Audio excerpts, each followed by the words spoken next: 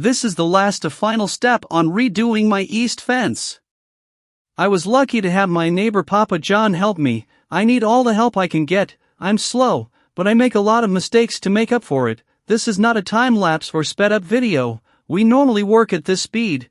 We are both old, so we have to hurry up to make sure we get things done before we get planted in the ground. We work well together.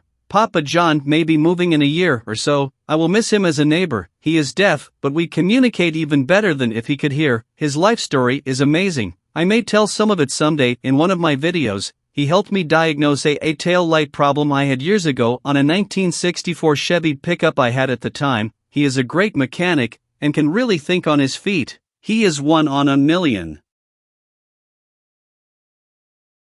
I'm hoping to get this fence wrapped up in the next few days, but with the other stuff I'm doing around the house, I'm not sure that will happen, but I can tell you I'm scurrying like a squirrel in the dead of winter searching for his nuts that he hid in the fall. What I did with the framing was to make sure the new top 2x4 rail was perfectly level, well as an old man can get it.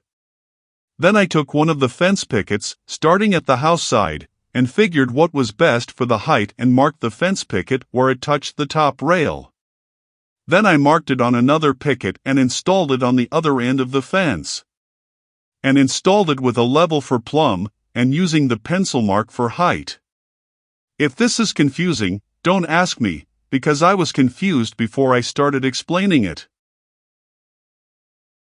Do you ever get to a point in a project where you can see the end of the project on the horizon, but you realize you were looking through a telescope?